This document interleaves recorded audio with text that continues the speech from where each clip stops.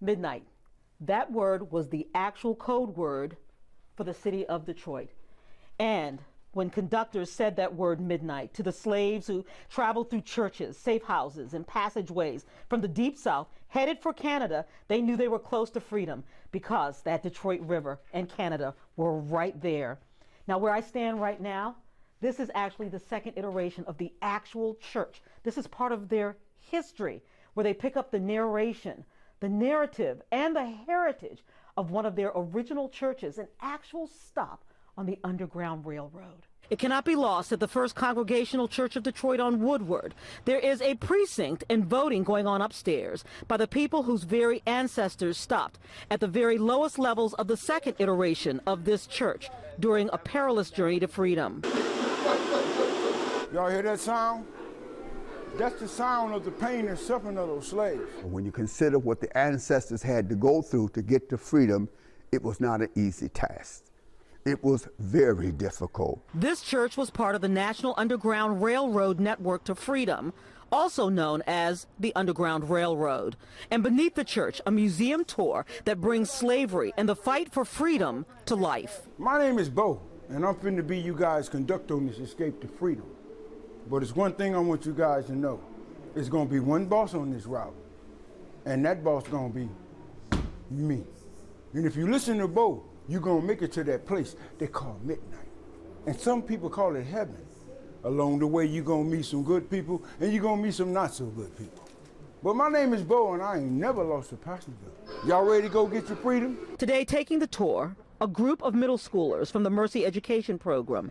They're given a wristband that says slave, and then they are taken on a masterfully crafted tour in the first person. Most slaves could not read or write. After 1831, it was against the law for them to be taught, and so codes and signals were used the same way we use GPS navigation guidance today. I want you to see some boots.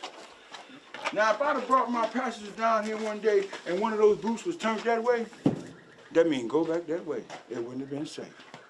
But since this boot is turned this way, I hear birds chirping, y'all. What star is that, y'all?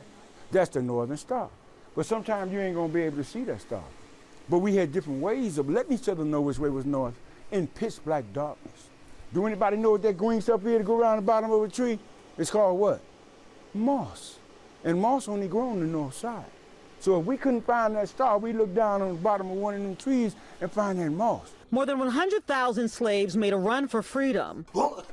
But I done told you about bringing them packages up in here. You get me and Junelli in trouble. I just came by to see if you want to go to freedom. Relative few actually made it through, and our conductor, Bo, shows us why. Where you come from, boy? Well, man, down plantation. Do y'all think we should take him with us? No. Yes. Y'all better think about the door of no return. Because if I leave this boy behind and he get caught, you know what he gonna do.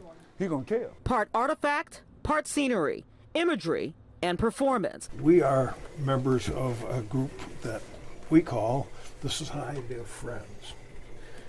Others may know us as Quakers. We want you to know us as abolitionists as well. We believe that slavery anywhere, anytime. Hey, where'd that boy go? It's not safe yet. I should have shot him when I had a chance. Who's there? Who is that?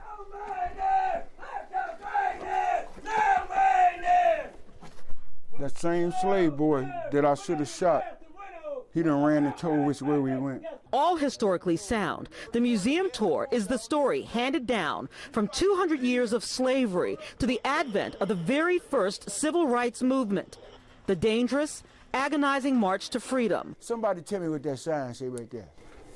Michigan State Line. Just got your first taste of freedom. Come on, y'all. I feel sad about what they had to go through. It's different because you actually get to experience it, and in the book you're just reading it. Little more than 150 short years ago. The tours are open to the public from Tuesdays through Saturday, but you need to have a reservation. Make sure you look for the link, make your reservation, and immerse yourself in American history. Paula Tutman, Local 4.